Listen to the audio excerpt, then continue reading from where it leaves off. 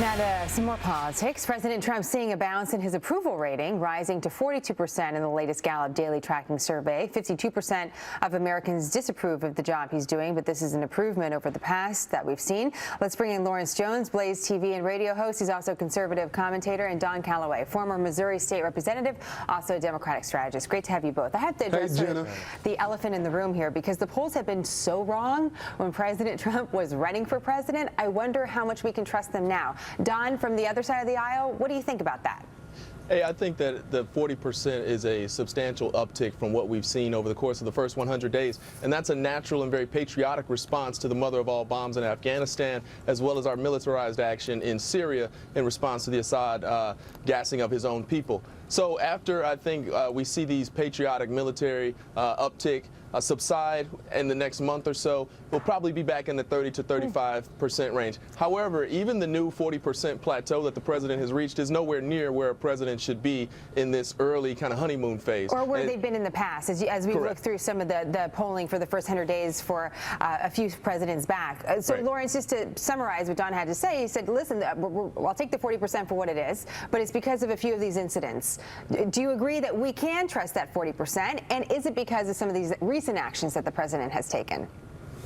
No, I think part of it is because the president is actually leading, especially when it comes to the military, defeating ISIS. This was part of his campaign promise. But when we look at businesses and jobs being brought to America, I think we see a certain excitement in America. I was just talking at my local barbershop. I think they're seeing the change in America, specifically with the military, because we have been getting our butts kicked by ISIS. And everybody kept asking, could we just use a bomb? And I think this president proved that we could. Interesting. Your hair looks great, by the way. If you were just in the barbershop, I just want to. I know what that's like. You got to get. Thanks, sweetheart. Got to get straight on television. Let's be real. It's the only thing people talk about.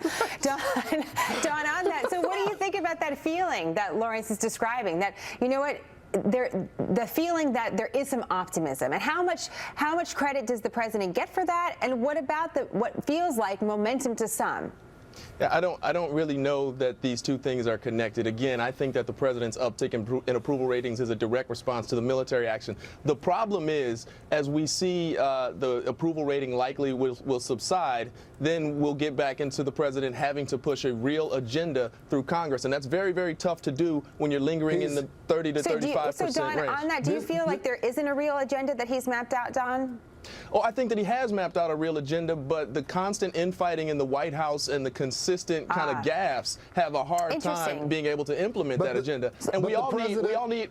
So you talked about the small businesses, Mr. Jones. We all need tax reform to keep this country's business sector competitive, but that's very difficult to do, and it requires congressional action, which you can't push through with a very unpopular president. And Lawrence, you wanted to actually talk. Lawrence, you wanted to talk a little bit about that, because you were also looking at the White House shakeup as something that, you know, adds a dynamic to this presidency. Look, the president wants results, and he used a lot of political capital when it came to the healthcare thing. I know part of it is because of Paul Ryan, but he used, at the advice of his counsel in the White House, the political leaders in the White House, he put a lot of weight behind the healthcare thing. So you're going to see some shakeup within the White House. The generals are doing their job. You're seeing some of the advisors advise him on Planned Parenthood. He did that. You're seeing 40% drop when it comes to immigration, illegal immigration. So the president has people in place that are doing their jobs. The little political struggles with the White House, you'll see some movement in that. But I think this has been pretty good, considering we haven't hit 100 days yet. Interesting. So let's just take a big step back and just think about the next 100 days. So we'll get to 200 days into the presidency for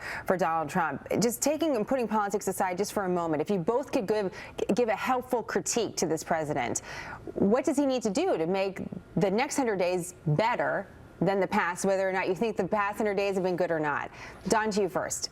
You know, I'm a Democrat, so fundamentally I'm going to disagree with a lot of the president's policy. However, if you support him, this is what you elected him to do.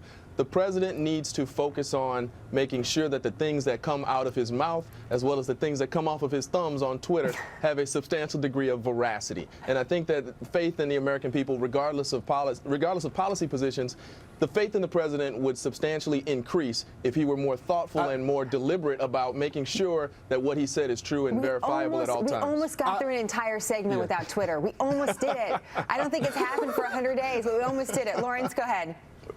Yeah, well, I love you, Dunn, but I don't think anybody cares about Twitter or what the president says in the sense of his bombast. I think people are pretty much used to that. What they want to see is tax reform. They want him to secure the border. If he can do those two things, and I would throw in national reciprocity as well. If the president can do that, protect the Second Amendment, secure the border, and tax reform, I think he may have a great first term leading into a re-election already. The only problem there, Mr. Jones, is that, yes, we need tax reform, we need infrastructure reform, but the president has to have popularity and the support of the American people to push that agenda through Congress. So Yeah, it's but very tough to accomplish. your critique was his Twitter and what he says, and the American people have already said they don't care about that. They want action. I look forward to having you both back, by the way, in the next 100 days. Thanks, Jen. I Thank really you so much appreciate for it. You having guys are us, both Jen. great. Lawrence and Don, thank you. All right, thank you. Thanks.